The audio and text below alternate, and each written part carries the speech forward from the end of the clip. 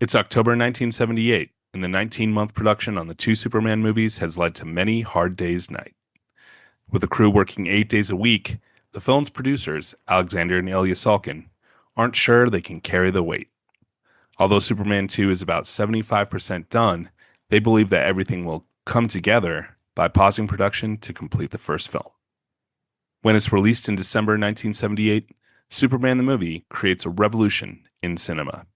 The film is about a baby who takes a magical mystery tour across the universe where he's raised by Martha, my dear, and becomes a Sun King. Its climax has him saving his darling by fixing a hole on a long and winding road. Audiences buy a ticket to ride and declare, "You've really got a hold on me." But despite its success, there were no golden slumbers for the Salkins. Producer Pierre Spangler and director Richard Donner were like bulldogs with one another, and it seemed unlikely that they could work it out. Something had to be done. Just 3 months after the release of Superman, Richard Donner receives a telegram from Mr. Postman. He's been fired. Donner never speaks to the Salkins again. The Salkins, meanwhile, are confident that they can get by with a little help from their friends. Specifically, second unit director Richard Lester, who takes over for Donner to complete Superman 2. "I've got to get you into my life," the Salkins tell Lester. "We need help, and baby, it's you. You're the man who directed the Beatles movies."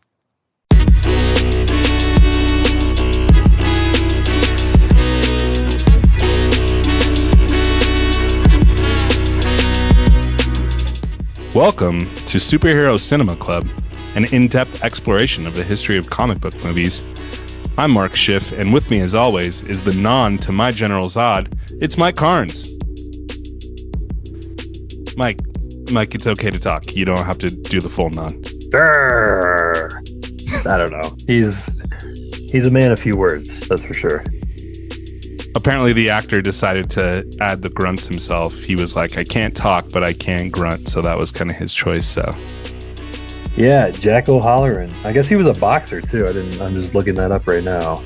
He was. He even fought George Foreman at one point in his career, so. Oh wow. We'll be talking about all of that later on in this episode. We're going to be discussing Superman 2 and the Richard Donner cut in this episode. If you haven't already listened to our first episode, go ahead and check that out. We're going to be touching on that quite a bit as we get into this one. You can currently stream Superman 2 on Max. As for the Richard Donner cut, you're going to have to rent that bad boy or watch it on DVD, Blu-ray, whatever your home video of choice. It is not available for streaming on Max, but you can rent it on Amazon. We highly recommend you are caught up on everything in those films before you listen to this podcast. Because let's start with this, Mike. Is Superman 2 better than the original Superman? That's a loaded question. Keep in mind that the version that I just watched for this podcast was the Richard Donner cut, so I'm a little more familiar with that one than I am with the theatrical cut. I'm going to say no. I think the original is better. I'm sure we'll get into all of the problematic behind-the-scenes nonsense that was happening, and all of the changes to the script and things that they edited in and out due to those problems, but it does come through. You can kind of feel the stitches and the seams of this movie, whereas you can't really feel that in the first one. The first one feels like a more complete movie. And there's some things that just, quite frankly, on rewatch just don't really work, I think, for Superman 2. So I'm going to say no. I think the first one is better. I'm going to disagree with you there, Mike. I actually think this is a better film. At least I enjoy it more. I think that's a better way to put it. To me, Superman 2 really takes a lot of the elements that made the first one good and does a better job with them. I would say the visual effects are certainly better in the second one than they were in the first. As much as we, discussed the origin story and how well done that is, it's nice for them to just be able to get into the action in this one. And frankly, there's just a lot more action in Superman 2 than there was in the original. I definitely agree with you about the Frankensteining of the cuts. You can kind of feel that a little bit when you're watching it, and there's definitely some issues with the tone. However, I do think that this one feels a lot more high stakes than the original. I think the villains are a lot more serious and terrifying than Lex Luthor was in the original. And I think the action is better executed than it was in the original. So for me, I actually prefer this one to Superman, but better is a loaded word. I think it's a matter of preference. They're certainly very close, I would say. Well, we like to start off the episode with what we call the Tale of the Cape. So we're going to talk here specifically about the Superman 2 theatrical cut, since the Donner cut wouldn't come out until 2006. So Superman 2 theatrical cut comes in at 2 hours and 7 minutes long. Stuff around the release date was interesting.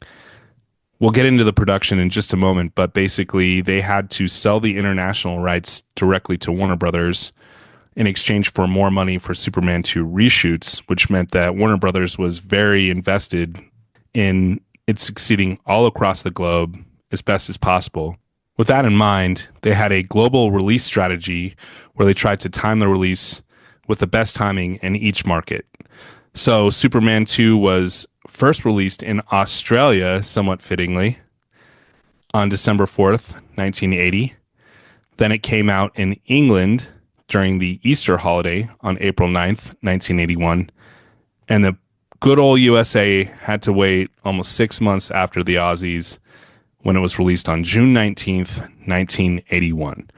As far as the film's grossing, it's kind of interesting. That strategy apparently paid off because it grossed almost the exact amount of money domestically and internationally, $108 million in both, for a total of $216 million. That made it a huge hit. It was the number 3 movie of 1981, but notably, it did make about $100 million less than the original. On the one hand, that's a pretty steep drop off. On the other hand, the original was one of the biggest films of all time. Even in 2025, if a movie makes $200 million, it's done fairly well. So this was still a massive, massive hit. As I mentioned, it was the third biggest movie that was released in 1981. Mike, can you guess the others? Well, I'm pretty sure Raiders of the Lost Ark was 1981, so I think that would probably be on the list. That is the number 1 movie of 1981. You are correct, sir. Okay. Number okay. 2, I highly doubt you'll be able to guess. Was Rocky 2 in 1981? It was not. That we would sit here for a very long time to go through. Actually, Rocky 2 may have been released in 1981. I'm not totally sure about that, but shockingly, On Golden Pond was the number 2 movie of 1981, back when people still saw Oscar dramas in huge numbers. The Oscar-winning film On Golden Pond was the number 2 release of 1981. Amazing. So as for Superman 2, this production was even more troubled than the first, and we talked quite a bit about that in our last episode. What it really comes down to, Mike, is that Richard Donner got fired for very petty reasons. They basically decided to shoot Superman and Superman 2 back to back. However, when the movie was still 75% complete, Superman 2, they paused production to finish the first one. Now, when they were getting ready to go back to work, the film's producer, Ilya Salkin, was speaking to a Hollywood columnist, and he mentioned that Pierre Spengler would be back as producer. Richard Donner was not getting along with Spengler, and he said, well, if Spengler's in, then I'm not doing it. And as a result, Richard Donner was fired from the film. Now, what they decided to do instead was simply replace Richard Donner with his go-between for Pierre Spengler on the production and the second unit director, a man by the name of Richard Lester. Depending on how you feel about the Beatles, you may be familiar with that name because, Mike, he was the director of A Hard Day's Night and Help, the 2 big Beatles live-action films.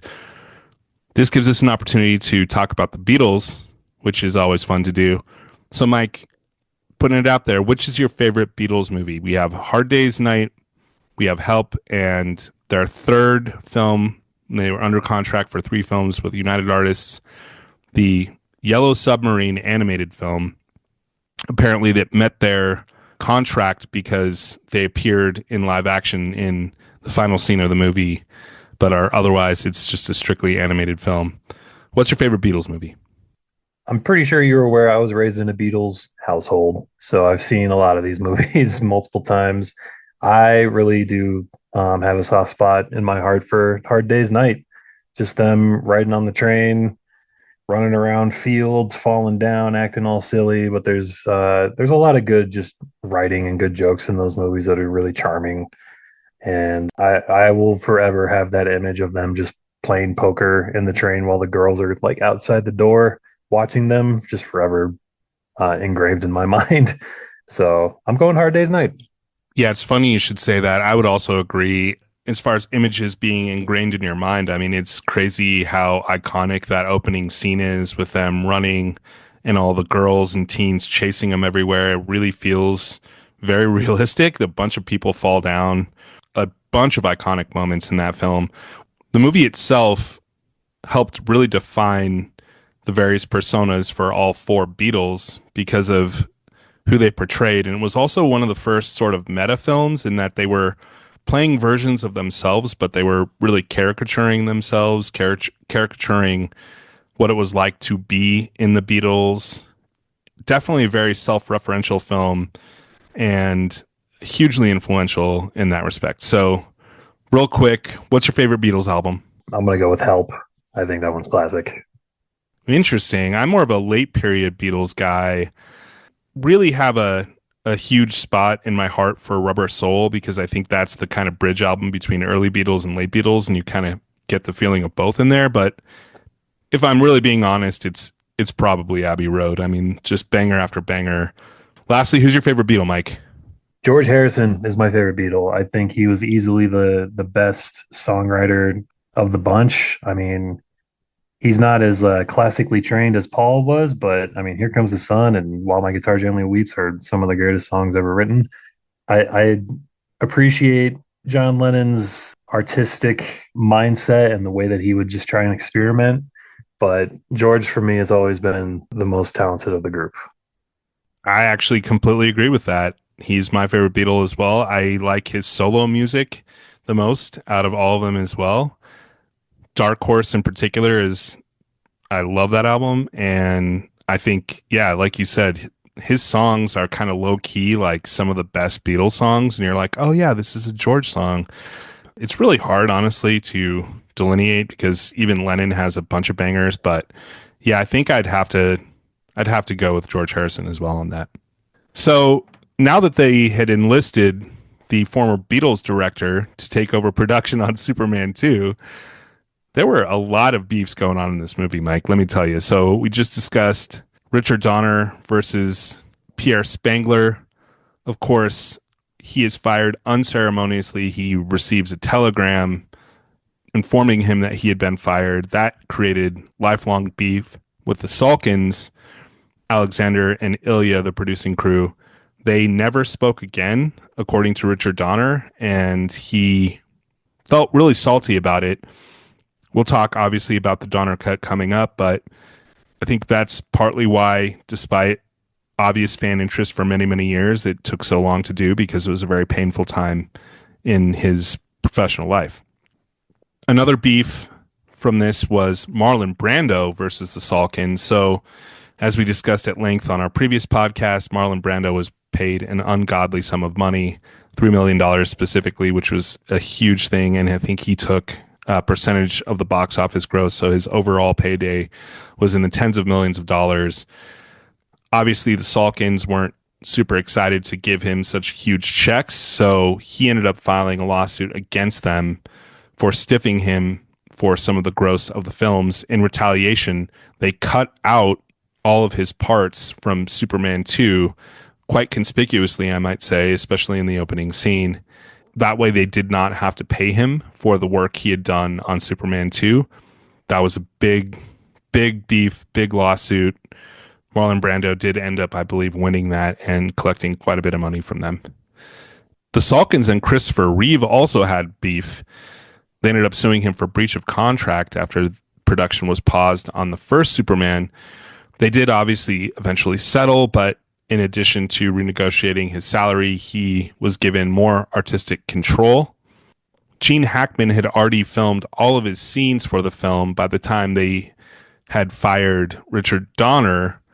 A lot of this movie was reshot by Richard Lester, but Gene Hackman refused to go back and redo his scenes. He would not do reshoots out of loyalty to Donner.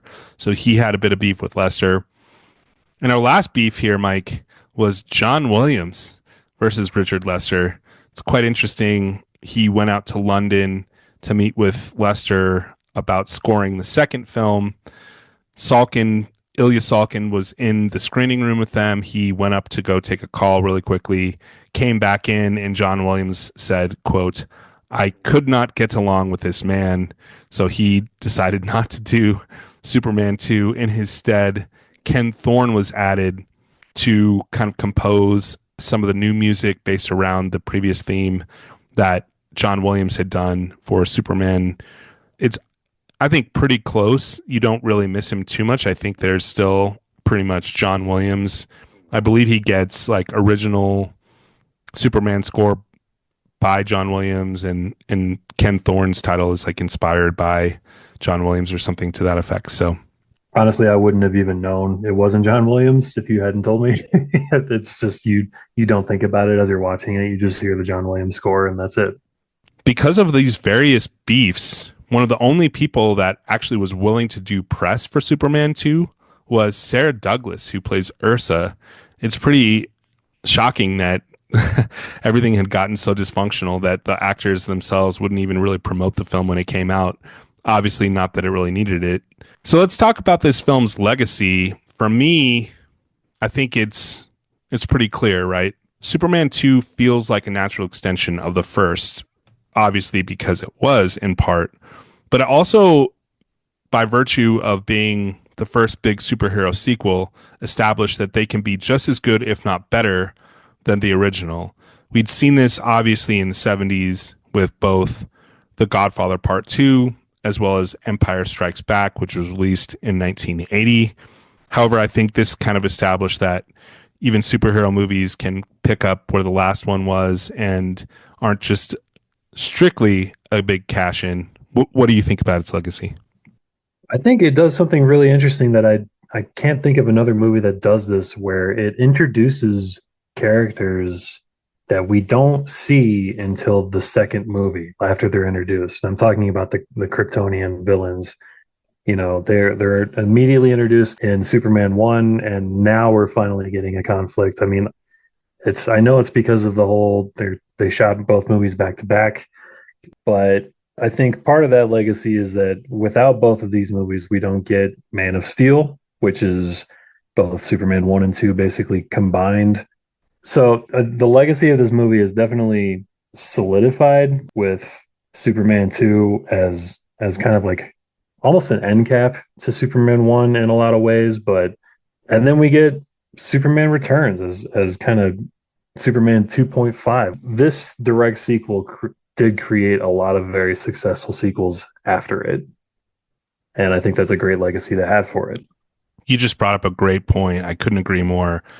The fact that the very first Superman starts with introducing these villains that are then shot off into space, and quite frankly, you somewhat forget about them through the rest of that film, that means that when they come back in this, it feels entirely organic and not forced. That's an issue with sequels of every kind of movie, that oftentimes the plot is resolved in the first one. Why did we need another one? And they come up with some terrible contrivance to make the same situation happen a second time. Because of the opening scene in the first one, it is just absolutely seamless the way that this film kind of establishes itself, and you're like, oh yeah, I remember those guys, that they were in that very first scene. Now we're finally going to get to see just how bad they are. There are a couple other elements of Superman 2's legacy that we should bring up here. First off, this was the very first fan-driven release the director's cut movie. It's something that's obviously become a major thing in superhero films generally. And this really did get started on the internet. There was a lot of letter writing and other campaigns to get a Richard Donner version out. In 2004, there were fans who actually put together Superman 2. They called it the Restored International Cut, basically using extended scenes pulled from international TV broadcasts. That bootleg release was not met with great enthusiasm by Warner Brothers, and they shut it down. But basically, it took Superman Returns and getting the rights to Marlon Brando footage for it to get a proper release. Mike, what are your thoughts on the idea generally of the fan-driven release the director's cut? Well, it seems to me that the two times that these kind of fan campaigns have been successful, it's been successful not only to get them released, but the versions that have been released have been better than the theatrical cuts that came out. And I'm talking specifically about Zack Snyder's Justice League. The Snyder cut of that is a much better film than the theatrical version that Joss Whedon cleaned up. And so I'm all on board when there's known to be more footage or the director's more creative vision. If that's something that the studio decides to shelve, I think that it's available for us to watch. I think that it's beneficial in all respects to show that artist's vision to the masses. Yeah, I tend to agree, certainly creatively, with the Snyder cut. I will say there's some push for Suicide Squad director's cut that has been teased by David Ayers. I have absolutely no interest in seeing that. And I do think that there is some dangers towards fan entitlement around, you know, we want this, we want that, and then it becomes purely fan service rather than the artist's original intent. But these are comic book movies. There's a lot of different interests at work. So artistic intent is always somewhat compromised with these things.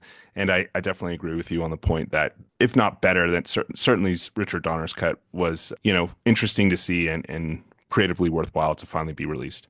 I think it may depend on the filmmaker in question as well. I think something like Christopher Nolan's, The Dark Knight Rises may be more appealing to me than something like Brett Ratner's X-Men 3, you know what I mean? So it depends on who's involved and what version we're trying to release. Definitely. The last bit of this film's legacy actually relates to other superhero movies. This is the last we're going to see of Richard Donner as a director on superhero films, but through the Donner Company, they played an instrumental role in the superhero resurrection in the 2000s because they were the producers behind 2000's X-Men. Obviously, that launched the career of Bryan Singer as a force of superhero cinema, and they went on to produce several of the X-Men films through the Donner Company. So, although Richard Donner himself was never to direct another superhero film, his legacy through the Donner Company certainly was important through the rest of superhero films. Now it's time to move on to our categories, starting with Best Action Scene. Because of the disparities between some of the set pieces in the theatrical cut and the Richard Donner cut, we're going to kind of combine these both versions in here. So for Best Action Scene, Mike, here are our categories. We've got Paris Rescue. This was shot specifically for the Richard Lester version. It was not in the script for the Richard Donner version. Then we have the moon attack with the Kryptonians taking out the astronauts on the moon. After that, we're going to go with Midwest Showdown when the Kryptonians show up in Idaho and all hell breaks loose. Kind of combining a couple different sequences, but after Superman gives up his powers and gets the crap beat out of him in the diner, and then it's kind of cut back and forth with the White House being taken over by the Kryptonians. And then finally, the battle for Metropolis at the end. Mike, which of these is your favorite action scene? The battle for Metropolis definitely takes the cake. It's the first time that we see Superman faced up against enemies that are equal to him, and because he's outnumbered, it makes things more interesting.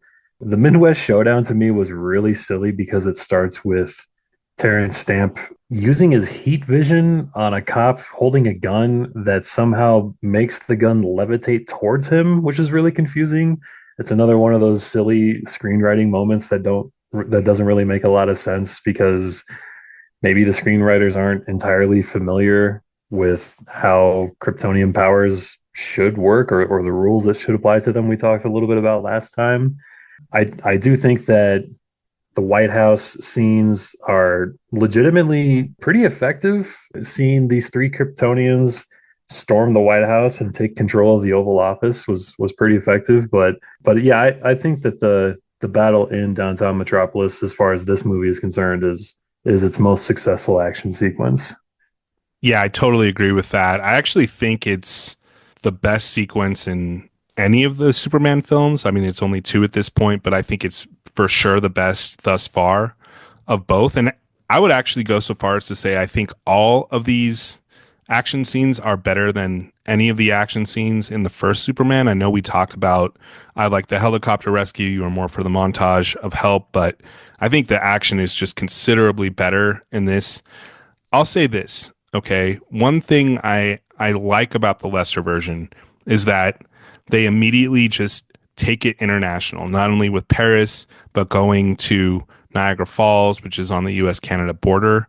And it just immediately adds a grander scope to the film that now it's not just taking place in Metropolis, but we have sequences in Paris, we have sequences in Canada. To me, that's the kind of leveling up that you should do in a sequel. I really like that. The moon attack, I think, is super sick. It's a great job of introducing just how really villainous these characters are. They're so cold and heartless in just destroying these astronauts like nothing. And the Midwest Showdown, to your point, there's definitely some corny parts. It has some 70s stuff. I do actually like how at one point the car goes up a ramp and through a billboard, which I feel like was one of those things that always happened in 70s movies. Truly a dated action sequence of its time. One of my favorites. It's a very Dukes of Hazzard moment, I think, and that's it's the billboard. The other thing with the battle for Metropolis that I wanted to mention, Superman gets hit with a bus, and immediately you hear the people on the street, all the bystanders, they're like, he's dead. Oh no, he's dead. It's like, have you been paying any attention to this man and what he can do? You really think that just hitting him with a bus is going to stop him? That's enough to kill this guy? Like, what are you paying attention to, Metropolis? This doesn't make any sense to me. Yeah, there are a few things in that battle for Metropolis that are very conspicuous. One of which, Mike, you might notice that there's a certain brand of cigarettes that are prominently featured in that final scene.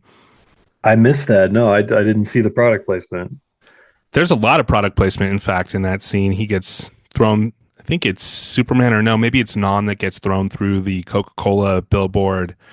But Marlboro cigarettes paid $45,000 for a Marlboro truck to get placed in that scene. Much furor emerged because this is ostensibly a kids' film and they're very overt branding for cigarettes, not the least of which was because real cigarette trucks were not allowed legally to have any branding on them. That's one of the rules around nicotine. As we know, cigarettes are not allowed to be advertised on television. There's a lot of rules around how you can advertise for tobacco products. So real Marlboro trucks do not have any branding on them, but this one says Marlboro on the front, back, and middle. I will say this is one of the criticisms. Some of the action in that sequence is played for laughs. For instance, when they start using their super strong breath to kind of create like a tornado type effect, there's a guy who's trying to take a lick of ice cream and the ice cream tips over. There's a few different pratfalls that some people felt was out of place with the tone or what should have been the tone for such a serious fight. Because I will say I felt the real stakes in that too. It feels really scary for the people on the ground.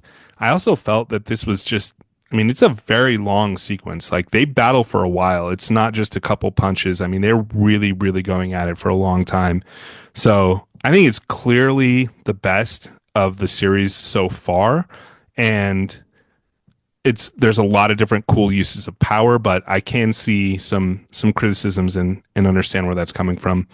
Really briefly, I do want to mention the diner beatdown that Clark gets after he gives up his powers is really brutal to me.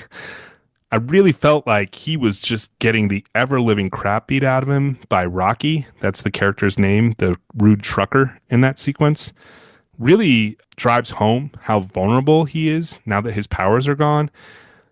I would say this too, Mike. There now have been several different action sequences in the White House and superhero films.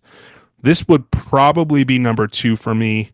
Number one being very clearly the near execution of the president at the hands of Nightcrawler in X2. And a distant number three, Red Hulk going crazy at the end of the new Captain America film, A Brave New World. Now let's talk about our favorite non-action scene. We're going to start with Lois Discoveries. Now, when I kind of have to use plural here because in the Richard Lester theatrical version, Lois basically starts to put it together when they're up at Niagara Falls. She throws herself in the river and Clark doesn't save her. Well, he does save her using his powers, but he does it all surreptitiously. I actually thought this sequence at the beginning where she just up and throws herself out of the window was kind of incredible. I think that is felt very true to her character as we knew from the first one, where she would just maybe act rather rash and impulsive to do that. Really big fan of that sequence. Not as big of a fan of the way that film opens. She's just suddenly like, oh, wait, maybe he was actually Superman. She just looks at him, draws basically Clark Kent on top of the image of Superman, and then puts it together that way. To me, it made me feel as if the rather clever job he did disguising himself in the first one just goes out the window immediately. I thought it was a little too hasty for her to just simply put it together by doing that drawing. Do you have any thoughts on that?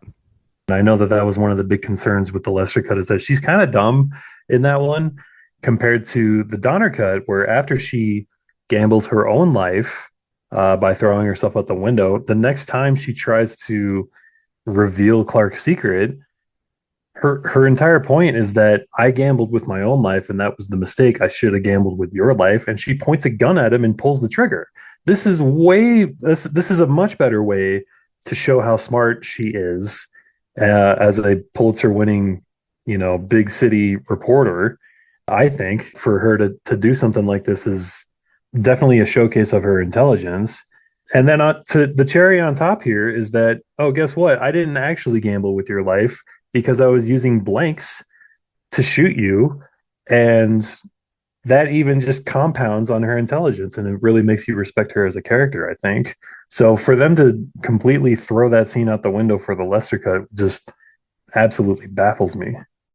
I totally agree. I think the only issue with that scene is that is, they say at the beginning of the Donner cut we had to use some rehearsal footage and things like that. That was the actual screen test footage for the films. So I think that scene itself is really conspicuously the most kind of incomplete of the Donner cut, because the two shot with Clark, his hair is like kind of fluffy, and then when it's just him on solo, it's kind of greasy. And so when they cut back and forth, you can really notice like some serious. Well, he had to look like Superman when he takes his glasses off, so I understand why they did that. But in the Lester cut, isn't there? How does he reveal himself? He like sticks his hand in the fireplace, I think. Isn't that right? Exactly. So she throws herself in the river. He uses his eyes to like create like a log for her to grab onto, and then rushes down to the water's edge, pulls her out of the water as if he's just Clark Kent.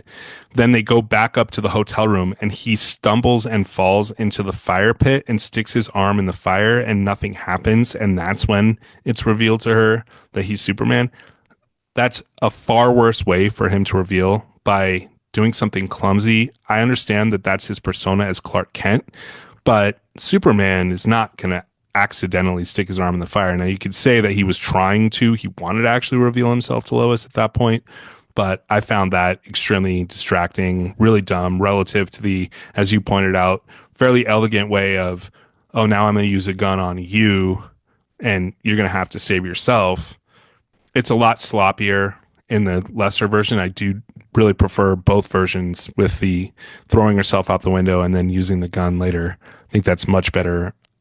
Next non-action scene, Fortress of Lovebirds, when they go up to the Fortress of Solitude and he reveals, obviously, now that he's revealed himself, he can take her to the Fortress of Solitude. After that, it's Zod's arrival when they basically he walks on water and then has, as you mentioned, that encounter with the sheriff. Then we have Lex's Oval Office offer. What do you think about that? I actually really enjoyed that scene. I thought that there's a real timeless superhero and even beyond, because honestly, more than anything else, he reminded me of Ellis in Die Hard, where Ellis goes strutting up to the terrorist and is like, "You want him? I can deliver him to you, baby." And then tries to, be this smooth negotiator. I can get you John McClane.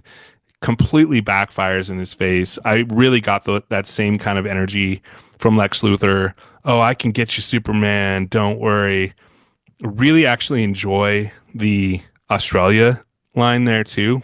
Then we have the Fortress of Solitude triple cross. I kind of can't really put that last Fortress of Solitude scene into action because it's more talking than it is action, but I do actually enjoy that he knows that Lex is going to double cross him, so he triple crosses Lex by keeping him outside and, "Oh, you double crossed me," and pretends as if it's a big deal, but he actually knows.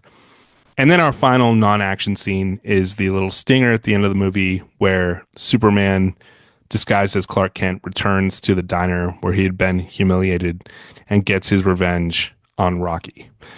What's your favorite of those scenes, Mike? Man, I have a lot of thoughts about these scenes. I just want to go through a couple of them real quickly. First of all, Forces of Lovebirds. Where the did Superman get that bed? That's like, that thing is one light switch away from flipping to where it starts rotating like an Austin Powers bed, it looks like to me.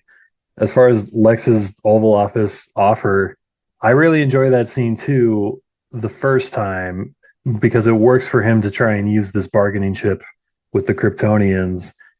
But at some point, it starts to feel like maybe Lex is kind of dumb because he's running out of bargaining chips over and over again. He keeps promising him, "Well, here's Superman's girlfriend," and then as soon as he delivers something to Zod's immediately just like, "Okay, kill him." And then Lex says, "Well, wait a minute, I have something else," and eventually he's just going to run out of bargaining chips.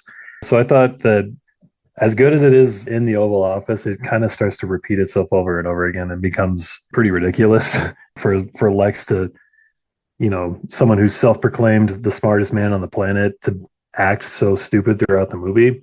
I do like the Forces of Solitude triple cross. That shows that Clark and or Superman has more to offer than just being the strongest man ever. He actually is smart enough to outsmart Lex Luthor, again, smartest man on the planet, self-proclaimed. So I really enjoy that scene. Obviously, we have a lot of ridiculous early 80s things that happen there, like the cellophane S that comes off Superman to Family Guy fame. It's pretty ridiculous that this thing just temporarily impedes Non from attacking him. And then there's multiple holograms apparently of Superman appearing around. And I know that they just kind of threw together a random action set piece for the Lester cut here at the end of the movie because they felt like they needed one more.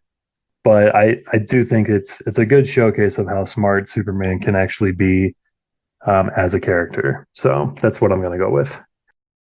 This is an unconventional and potentially bold choice, but I'm going to go with the revenge scene as the stinger because, Mike, in my opinion, Superman delivers one of the sickest burns in the history of cinema. I'm talking, of course, about Rocky, who has returned to the diner that apparently he hates the food, but still keeps going back, talks smack constantly to the staff, which is a very bad idea for people that are preparing a meal that you're about to eat. Nevertheless, he calls the food garbage, and Superman walks in and delivers an absolutely devastating line.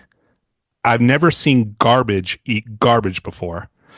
This line cracked me up to no end, Mike. I can't tell you how hard I laughed. We literally rewound it like 5 times just to see him say that. I've never seen garbage eat garbage before. I don't think Rocky, no matter how badly he gets his butt kicked, and he does, could ever come back from just such a devastating burn on Superman's part. I've never seen garbage eat garbage before. Absolutely loved it. That's my favorite non-action scene, hands down. Let's go. Sick burn. It's Superman being so petty to go back and get revenge on this one guy in a diner who just, made him bleed a little bit when he became human. That just kind of felt like something Superman wouldn't do to me. He's above that as far as I'm concerned. That is a fair point. That is unbelievably petty for the most powerful man on planet Earth to go back and single out and utterly humiliate this guy. Then he just offers the cashier just all this money, just loose cash, like mafia style, like, here you go. Clean it up. I've never seen garbage eat garbage before. I just could not get enough of it. I still can't get enough of it. So good. It's definitely corny, but oh my God, I just thought it was the funniest thing. All right, you alluded to it a moment ago, but we got to talk about the power usage here in this film. I did think it's cool that we finally get a little bit of the ice breath that Superman's known for, as well as a lot of laser eye action. There's tons of laser eyes in this movie from both Superman and the other Kryptonians. There's also tornado breath, which I kept thinking to myself, I really hope they haven't eaten anything that's just garlicky or really bad, because they're just blowing these people away with their breath. And it's like, if they had stank breath, imagine it'd be bad enough to get caught up in a tornado of someone's, breath like that. But if they had eaten something foul and they just had horrible breath, and now you're just sitting there just getting blasted with the worst breath, it's so powerful, it's knocking you backwards. That's tough. That's tough. You just brought it up, but there's some highly suspect power usage at the Fortress of Solitude. First of all, I wasn't really clear. Like, did he have some tech that made the multiple holograms?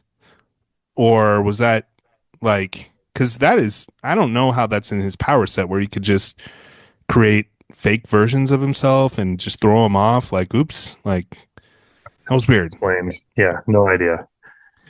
And then, like you said, like, he takes the S off his chest and then uses it like a net. Like, what's going on here? That's not, I don't think that's anywhere in canon. That kind of bothered me a little bit. I really wasn't into that.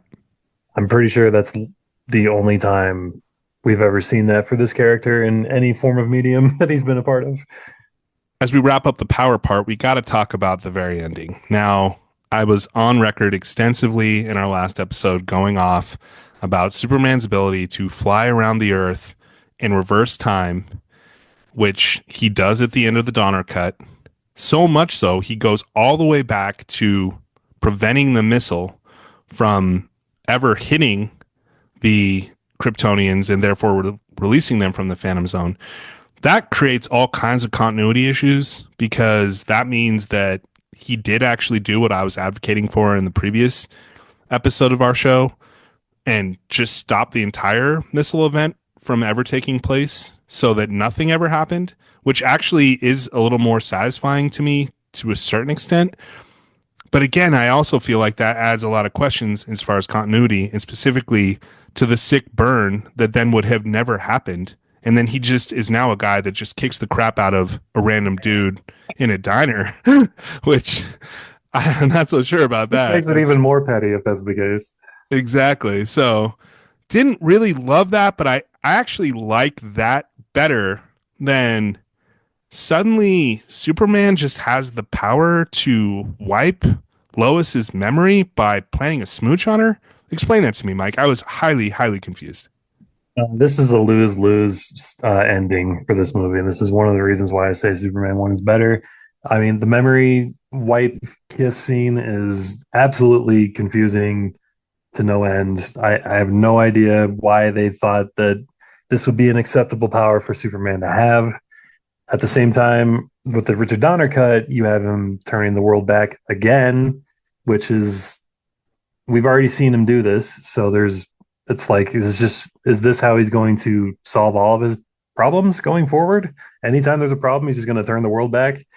And if not, like I haven't, to be fair, I haven't actually watched Superman 3 or 4 yet, all the way through. So I don't know if he does it again.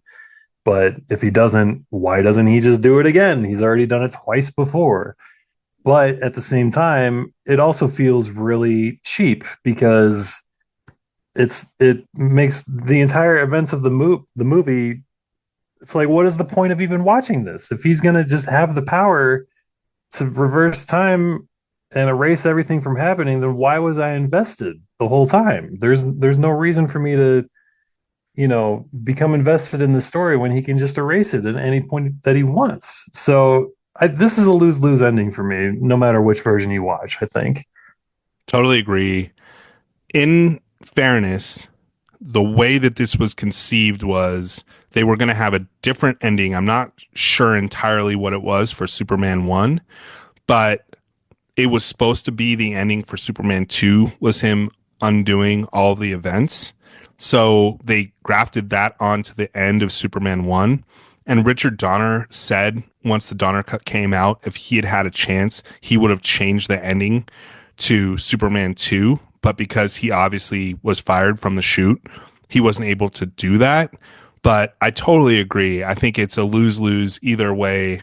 The memory kiss probably pisses me off more just because, look, Lois Lane is a journalist. She has sources. Ostensibly, you have a high amount of integrity in keeping secrets as a journalist. And so even though, she knew Superman's secret, she would just keep her mouth shut and go about her life. They just had to do this to, I guess, kind of reset the story. So I'm gonna blame Memory Kiss a little worse than Time Turning, but yeah, neither one is really great, and both are quite frustrating, I would say. Now is a part of the show where we discuss the heroes and villains and casting. So obviously, this being a sequel, we have the returning cast, and what we'll do with this is just simply go better or worse than the last one, starting with Superman. Better or worse, Mike? I think it's really interesting when he is talking to in the Donner cut, it's Marlon Brando. I think in the Lester cut, it's his mother, about the inner conflict that he has, which he's presented more with that into as far as an acting challenge, I think, for Christopher Reeve to go through. I think he's probably better in this one. Yeah, I get that. I think you can't ever really top the introduction though, so I'm gonna go slightly worse. So to me, Lois is definitely worse than the original Lois. I know I had mentioned I thought she was the second best character in the original film. She's better in the Donner cut than she is in the Lester version, but she's just not as good as the first one. Jimmy Olsen, same. He's totally neutral in both movies. Same with Perry White. I actually think that Jor-El and Marlon Brando, who gets a lot of guff from me in the first one, is way better in this version. I like him quite a bit more. As with Lex Luthor, I think Lex Luthor in this version is his sort of wheeling and dealing. I know you made a good point of him kind of trapping himself into a corner. Nevertheless, I just feel like this is more the character that we've come to know. He kind of figures out the plan, thinks he's extra clever, gets into Superman's Fortress of Solitude, which, by the way, the outfits in that scene, incredible. Miss Tessmacher looks amazing. I like his yellow and ski hat, looks awesome. So I'm definitely going to say Lex Luthor is better in this one than the original. Otis, barely in this one, so he's better in the first. Same with Miss Tessmacher. What are your thoughts? Where do you go on those rankings? Completely agree about Lois and Jimmy. I think Lois is, depending on the version you watch, either smarter or dumber.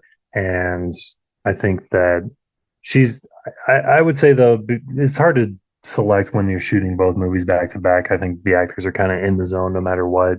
Same with Jimmy and Perry White. Jor-El, I could see why you say that he's a little better. I just don't feel like he has enough screen time to justify being better or worse this time around. As you said, Otis is barely in this. Miss Tessmacher, she has that good scene in the Forces of Solitude. I think she is better, especially when, and this is very strange to me that they chose to remind us of this during the opening montage where it's almost like a previously on Superman reminder where they show us all the events of the first movie. But one of the things that they remind us of is the scene where she saves Superman by taking the kryptonite necklace off of him, and then she kisses him, and he says, "Why did you kiss me first?" And she says, "Because I didn't think you'd let me do it later," which is not something that's aged well at all. That's really problematic. And that was one of the notes that I wrote down when I was watching this. Was like, wow, okay, No that's consent not a there. no Yeah, consent there. Absolutely. yeah, it's tough. But yeah, she does look awesome in that hat that she's wearing during the Force of Solitude. It's a little strange that she's just really concerned about finding a toilet the whole time. I don't know why they thought that that would be a joke that would work. They established some deep ravines at the end of that film. I feel like just kind of bend over and just do your business. If you need to, Miss Tessmacher, it's fine. If anything, it's kind of an insult to like Superman. Like, I'm peeing all over your stuff. I don't even care. Like, to me, that would have been the move if I was her. But Pee on that Austin Powers bed, you know? how about Lex Luthor? What'd you think? I mean, as I said, I think that he's kind of dumber in this version and that he's really just kind of talking himself up the whole time. He's like, me, Lex Luthor, the greatest criminal mind the world has ever known. That's kind of all he says for the last half of the movie completely. So I think he has a little more to do in the first movie. I think he's going to be better in that one. Although I will say, I really enjoyed the line when he's in prison where he and Otis are discussing their plans for escape. And in the middle of that, he turns to one of the hardened criminals and says, "I want my Liberace record back." I thought that was hilarious. He does look like a guy who enjoys himself some Liberace. That was a great little line for Lex. Now we're going to discuss the new cast members that joined Superman 2. So Terrence Stamp as General Zod, Jack O'Halloran as Non, Sarah Douglas as Ursa, and Susanna York as Superman's mom. Do you know her name, Mike? Laura L? Is that It's right? just Laura. It's just Laura. You got Kal-El, you got Jor-El, and me. I'm Laura. Just come on, man. You got to do better than just Laura. That was kind of weak. So, Interesting. Yeah, I would think they would be consistent with the L surname. well, let's start with her real quickly. As I mentioned before, they wanted to cut out Brando so that he couldn't get any profits from this film. She just doesn't really work for me nearly as effectively as Jor-El does. I just kind of felt like this was definitely, to me, part of the papering over of the original. It did feel like it was reshot. It just, nothing against Superman's mom, and I complained in the last one that she wasn't sufficiently sad enough to send her only son off to another planet, but it just kind of felt like they were shoehorning her in because they just didn't want to use the dad. I didn't like it. Now let's talk about Terrence Stamp as General Zod. Mike, I feel like this is one of the most iconic villains in all of comic book history. I think like what's really great about Superman 2 in terms of improving on the original is that this one, the stakes feel so much higher. And I really like the construction of the story where, you know, Superman has fallen in love, he gives up his powers, and as soon as he gives up his powers, not only does he get the crap beat out of him, but he discovers that his father's greatest nemesis have now landed on planet Earth and are hell-bent on revenge, specifically on him, and he has no powers. The stakes just felt way, way higher to me in this, and I think Terrence Stamp is really menacing as General Zod. What are your thoughts on him? Yeah, I mean, Neil before Zod is iconic. That line alone, and the way that he kind of carries himself, his head is always lifted high. It's like he's looking down his nose on everybody. He thinks he's better than everybody. Terrence Stamp is absolutely killing it in this role. Jack O'Halloran as Non, you know, he serves the part as a nonverbal brute that is physically capable of taking Superman down. So he's fine for what he is, I think. And Sarah Douglas for Ursa is she has a lot of the more interesting like experiments that happen once they start figuring out their powers. She's like kind of I think she's the one who kills the snake with her laser eyes, and she's like, "Look what I just did! This is amazing." She picks up one of the astronauts on the moon and kind of throws him, and she's like, "Wow, this is the strength that we're given right now is pretty amazing." You know, this we're trying to figure out what we're capable of doing, and I feel like she has the most fun with those scenes. So I really like her. It's unfortunate the costumes they're wearing are just, you know, like a circus trio or a circus troupe. with those big puffy sleeves, Napoleon Dynamite would be proud. I don't know. It's just kind of silly what they're wearing. But despite that, I think Terrence Stamp is absolutely killing it. Yeah, I totally agree on all counts. I like that she kind of has this superiority. Her and Zod both act very smug and oh, look at this. Like, look at us. We're suddenly godlike. And I think her in particular, to your point, she's the one that kind of discovers the powers and is like, oh, well, isn't that interesting? Look at what we can do. And then Terrence Stamp is like, well, he's the kind of the general who's like, well, that means then now we can do this. Very menacing. And I actually really love the scene when they arrive at the Daily Planet and Non just smashes through every wall, tearing down the pillars, breaking the glass, just smashes his way through. And like, even Lex makes a joke about, oh, you know, you could have used the door. But it's awesome. It's great to just see him smashing through stuff. I think it really gives you the impression of just how powerful he is. He doesn't have a whole lot to do outside of that, but that scene really stood out to me for him. I think all three of them are awesome in their parts, and I think that they are the definitive versions. Michael Shannon does a great job as Zod and is very angry and really seems bitter about his station in life and, you know, really wants retribution. He seems like, I guess, more evil, quote unquote. But I think Terrence Stamp, there's just something about his combination of cockiness and just coldness that feels really iconic in this role. He actually went on to do a number of Superman adjacent things later in his career with doing voiceover for, I think, one of the animated shows. I think he actually voices Jor-El in one of the animated movies when Superman goes to the Fortress of Solitude. So there's like a few different little references that he later spiked in his career. But yeah, Terrence Stamp, General Zod, to me, that's the definitive one. Do you agree? I absolutely agree. Yeah, Michael Shannon is. I always love him. He's got a soft spot in my heart. I think he's a great actor, but he's just kind of yelling a lot the whole time. He doesn't have that air of superiority like Terrence Stamp brings to this role. Who would you say is the single best person in Superman 2 when it comes to performances? Cliff Clavin from Cheers as the NASA engineer. I think he killed it. I love it. That's a great call. He actually is briefly in Superman 1 as well, and I noticed him in both. Also, if you watch the Richard Lester cut, one of the French terrorists in Paris is Harry Potter's uncle that keeps him trapped underneath. That guy, I was like, oh yeah, look at it's that guy. That was a fun thing. But yeah, I think if you're gonna give any award to anyone in this movie, I feel like it's got to be Terrence Stamp, right? I think he's kind of the standout performer in this film. He's just, you just said it perfectly. That air of superiority that he has, Kneel Before Zod, just an iconic. Now let's talk about the directing and kind of have to talk about the script a little bit in this part as well, because I think there's some notable differences in terms of the scripts to these. So just simply put, Mike, which version is better, the Richard Lester theatrical cut or the Donner cut? Man, this is such a hard question because, like I said earlier, it's a lose-lose with the ending. You have Lois being dumber in the theatrical cut, but I think Superman is smarter in the Richard Donner cut, and Lois is smarter in that too. I'm gonna go with the Richard Donner cut as having a better script overall. I know that, like you said, it's a lot of screen test footage in that, but it just works for me from a plot perspective, from a character perspective. I just think it works a lot better. Okay, let's go through this because I think it's instructive to maybe go through the various elements that are different. So the first thing right away is the opening scene.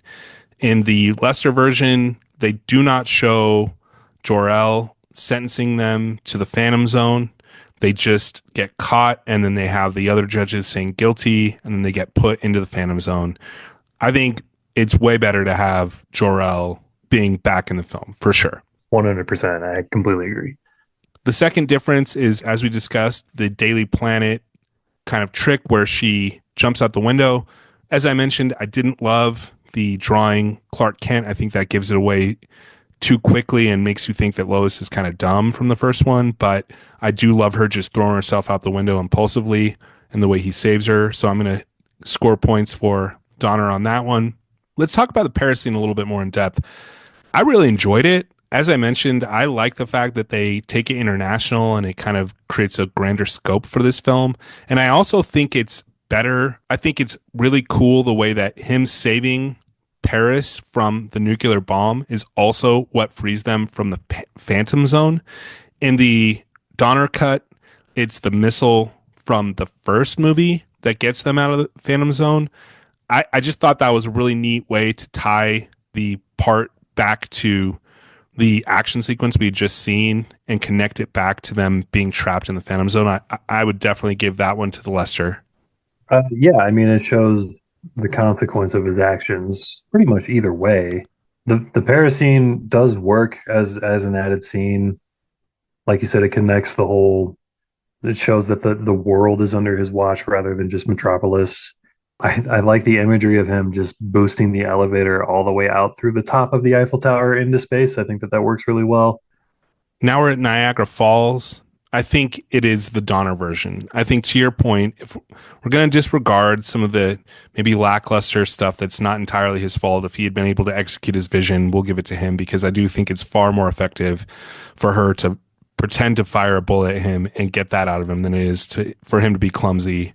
I have one big problem with the Niagara Falls scene, and that is that Lois orders hot dogs and orange juice. And I don't know what kind of crazy sociopath she is to do something like that, but it bothers me to no end. Mike, I had a hot dog with orange juice for lunch this afternoon. I don't know what you're talking about. It's something I enjoy quite frequently. The sodium-rich hot dog with the chase of the citrusy orange juice blast. It's just delicious. Now we got to talk about his sacrifice of powers because this is a big one for me. So he gives up his powers after hearing from his mom, who I said I did not like her nearly as much as I like Jor-El in that part.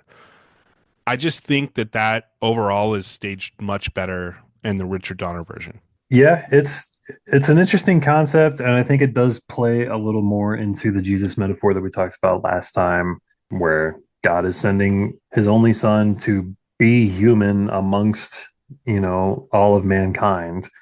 So it does work in that respect a little bit for me.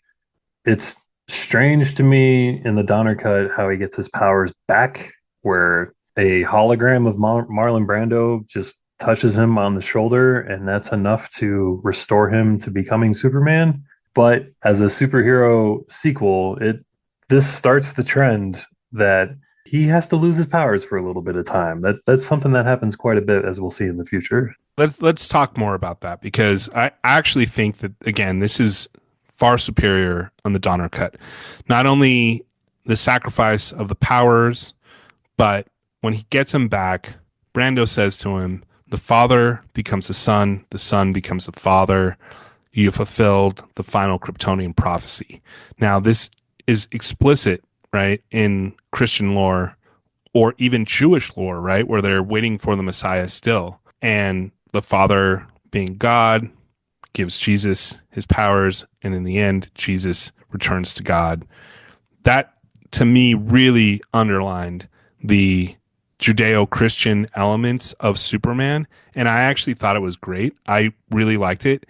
The Lester version, he doesn't even, there's no explanation. He goes back to the Fortress of Solitude. He finds the green crystal, but they never show him getting his powers back in any way. They just cut away back to what's going on with the trio of Kryptonians wreaking mayhem. On the one hand, I suppose that creates an element of surprise by not showing him get the powers back.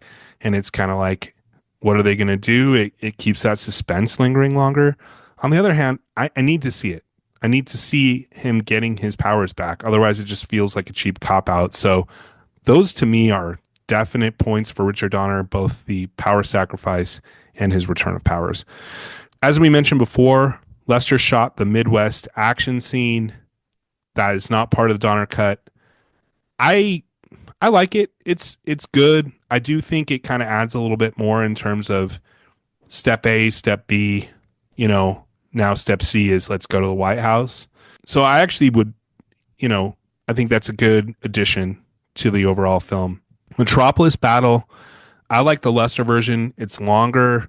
I don't mind the comedic touches. I think there's a lot of kind of goofy comedy throughout both films that I didn't feel to me like jarring from the tone. So I actually think the lesser version of Metropolis Battle is better. The final showdown. Now you just cited that as your favorite scene, so I'm assuming you're going to give Donner that one, right? Yeah, I I think I give it to Donner just because it makes a little more sense and it shows, like I said, his intelligence and how he not only outsmarts Luthor, but also the Kryptonians with him stepping into the chamber and reversing the power effect to the outside of the Fortress of Solitude and all that. So yeah, I definitely give it to the Donner version. Yeah, there's none of the goofy stuff with the S or the holograms. It's just a lot quicker and kind of cleaner.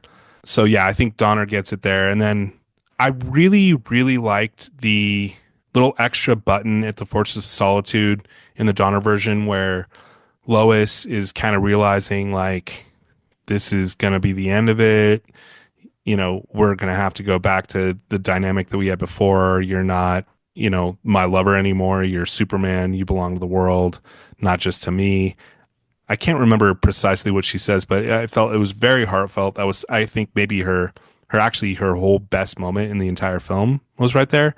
We kind of discussed the ending overall, but not being great. But if you're gonna do it, I would definitely say it's the Donner version is better. So it's funny because kind of scoring these on paper, Donner definitely wins. It sounds like you're going with Donner cut. Yeah, I would say so.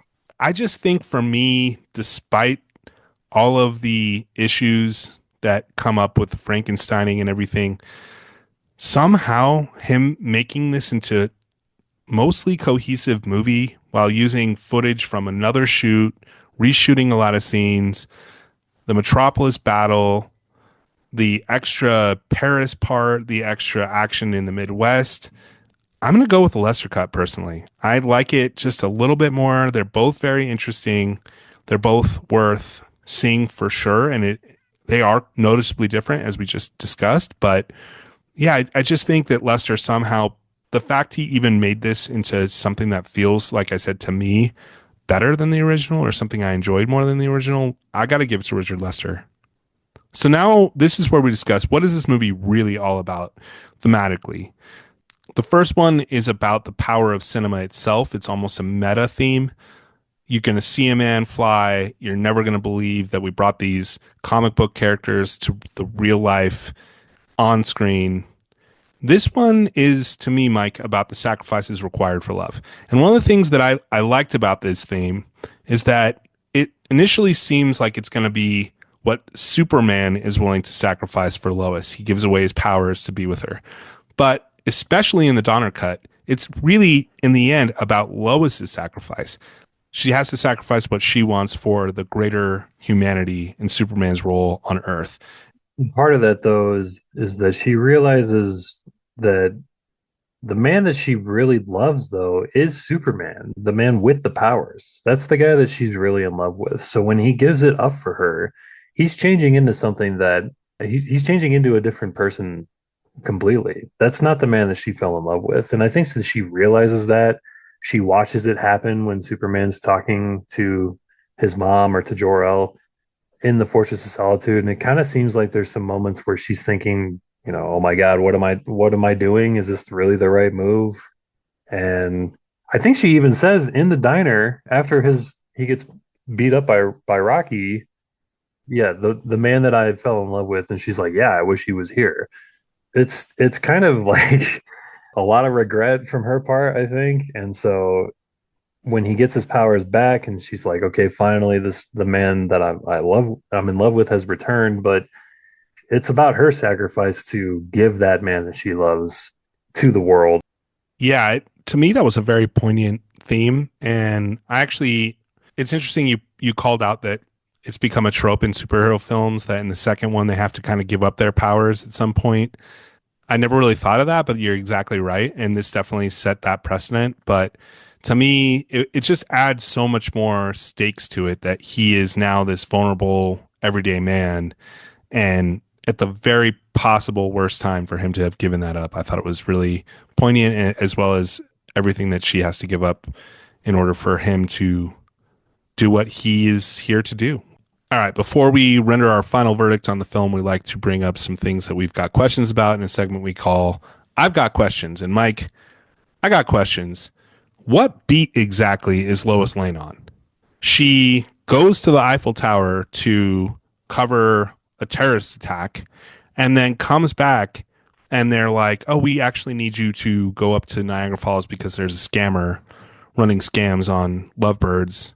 Like, what is her beat? That's not really, you don't just get sent to be on the international terrorism beat and then, go, oh, okay, I'm going to write a puff piece on how newlyweds are getting scammed in Niagara Falls. I just don't understand that. What beat is she on?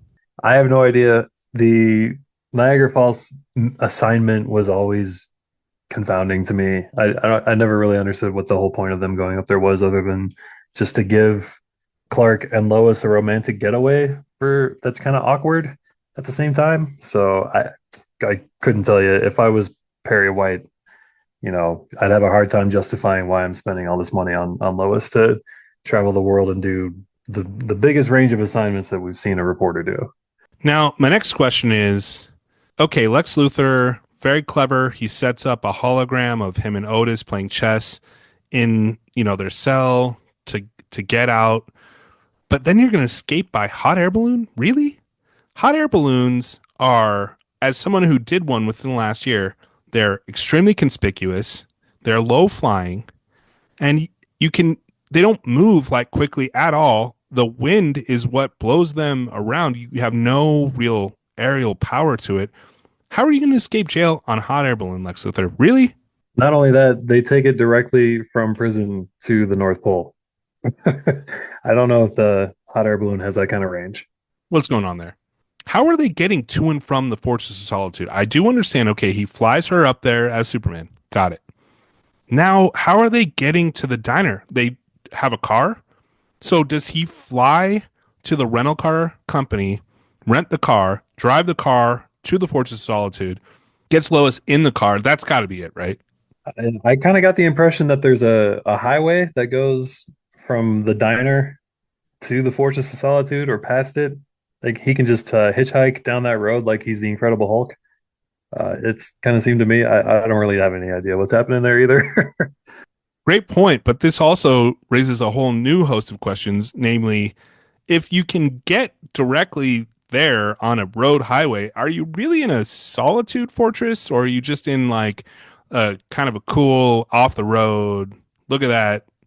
Look at that weird crystal thing over there, honey. It's a strange formation. Like, hard to believe. It just, there's some questions going on there in terms of the geography and the ability to get to and from. This is my big one. Since we've already talked about the endings and our issues with those, shouldn't Lois have at least talked it over with Superman before he sacrifices his powers? In both versions, she's out there. He's having a conversation with his mom in one and his dad in the other. She kind of stumbles out from the bedroom, is overhearing all of this, and just literally just stands there. And I mean, I feel like this should be a discussion, right? If I'm Lois Lane, I got to go like, look, dude, do you think this through? Not saying you shouldn't do it, but like, if you're gonna do it, you really, we should have a conversation about this first. It kind of bothered me that she didn't at least bring it up to him and say, you sure we want to do this, Clark? You love me that much? He doesn't even discuss with her, yeah, is this what she wants? He's just like, I'm going to do this because the only way in my mind that I can be with Lois Lane is to get rid of my responsibility and powers without saying a word to her about it. He's just talks to his whatever parent he talks to and then just decides to do it while she stands by and watches. Yeah, it seems like a very one-sided decision that he's making. That's a great point. And I think one thing you see in films quite frequently is like a guy will go for this crazy, overly romantic gesture and it kind of freaks out the woman almost. The fact that he didn't bring it up with her And I think you kind of see that in the diner scene you referenced. She's like, wow, you really went all the way for me, huh? Like, oh, okay. Like, I guess thanks. Thanks, Clark. Maybe we could have Yeah, now talked you're this. just Clark. You're the man I didn't fall in love with. So Exactly. And now it's time for the final verdict. We have 6 options for each of the movies we're going to be talking about: terrible, bad, okay, good, great, and classic. We're going to do this for both versions. So I'll start with myself. Mike, I've already kind of spilled the beans, or at least you should be able to guess by now. I said I like this better than the original, which I dubbed a classic. So I'm going to go ahead and call the Richard Lester version a classic. What is your final verdict on the Richard Lester version? I'm gonna say great. I don't think it's quite a classic for the reasons we've already kind of discussed, but I think there's a lot of stuff in it that is classic. Terrence Stamp, Neil Before Zod, Christopher Reeve, a lot of iconic imagery in there. I just don't think it's quite as good from the original. So I'm gonna go a little bit lower than last time where we said Superman 1 was a classic. This time I'm gonna go with great. What about the Donner cut? That is your preferred. Is that a classic or is it just simply great? I think I'm just gonna go great all around, no matter which version you're watching. Yeah, I'm going to downgrade the Donner version to great. I think there's just, as we mentioned, a couple things that is difficult as it is because he did his best to literally finish a film that was only 75% complete. So it's not entirely his fault, but I think you can really see the stitches in the Donner cut version, whereas I think the Lester version is actually pretty smooth for the most part. So got to slightly downgrade the Donner version to great, not classic, but definitely worth watching if you're a fan of Superman. Before we get out of here, we like to recommend a comic book from the Superman or whatever series we're covering. I'm going to go ahead and recommend the Doomsday story arc. I think that there's just such incredible stakes with that. It's one of the only times where you see Superman just completely vulnerable and just get the ever living crap beat out of him. And it's one of the first comics, actually, I think was the first comic that I ever read of Superman. Doomsday is a really terrifying character. I really like that comic book. So that would be my recommendation if you're looking for additional reading around Superman. What's yours? I think that if you're going to watch Superman 1 and 2, no matter which version of 2 you watch, you're looking for the origin story of Superman, where he came from, who his parents were, him struggling with his own identity and his own responsibilities. To me, Superman Birthright from Mark Waid, 2004, is an excellent version of that story, kind of a modern reimagining of the origin story. They do a great job of showing Clark as a character struggling with his responsibilities. They show Lex Luthor for literally for the genius that he is in a good light. And there's some struggles with his Kryptonian heritage and what that means for planet Earth. And I think it's a fantastic comic. It's easily one of my top Superman comics of all time. And our final segment is additional viewing. This is where we recommend a piece of cinema that's somehow connected to the movie that we just talked about, send you out for some other recommendations. So, Mike, why don't you kick us off? Yeah, watching Superman 2, the whole time I kept thinking about how Gene Hackman as the role of Lex Luthor, like I said, he's kind of dumber in this version and what a great villain that he has been in other movies. And the one that really comes to mind, of course, is 1993's Best Picture, Unforgiven, where he won Best Supporting Actor for that role. I think he's absolutely amazing in that movie. He's one of the best villains on screen that we have seen. And I think it's a good companion piece to seeing the range of Gene Hackman, both from a comic book movie that could be determined by some people to just be kind of fluff to something like Unforgiven, which is quite frankly a masterpiece. That is a great recommendation. That is such a good film for those who haven't seen it. It is an absolute masterpiece. One of the best, probably my favorite Western, honestly. I'm not a huge Western guy, but that movie is truly a classic.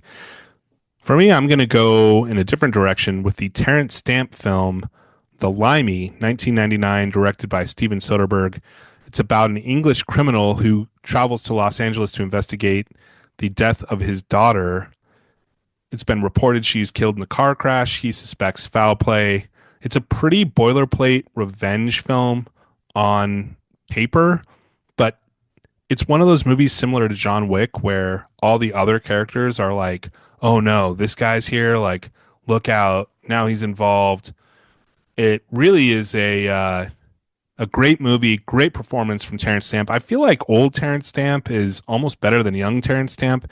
He was actually had quite a long career even before Superman 2, which I think where a lot of American audiences, at least people our age, got to know him. He was, in fact, nominated for an Oscar for his very first performance in the early 60s. He was a big star in the swinging 60s British cinema. He was also roommates with Michael Caine at one point in time, which is interesting.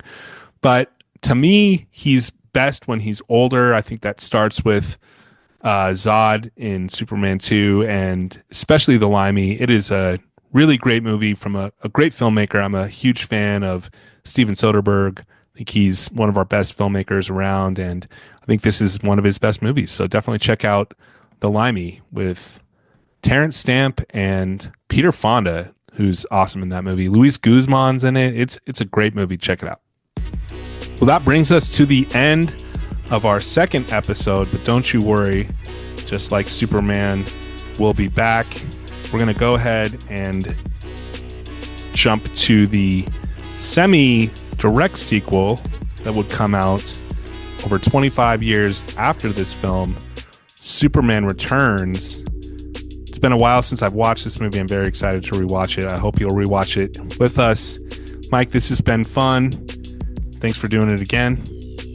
Absolutely. This has been a blast. I love talking about superhero movies. I look forward to Superman Returns. Yeah, it's been a while for me for that one as well. So looking forward to rewatching that and talking about it. So go ahead and rewatch Superman Returns. We'll see you next week on a new edition of Superhero Cinema Club.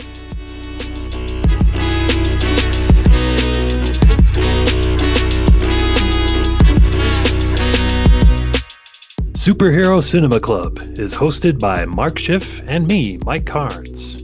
Produced by Mark Schiff. Editing by Mike Carnes. Original music provided by Chris Carnes. Find him on Spotify. Be sure to follow us on social media. You can find us at Superhero Cinema Club. And don't forget to like and subscribe and leave a review. Join us next time as we dive into another epic adventure from the world of superhero cinema.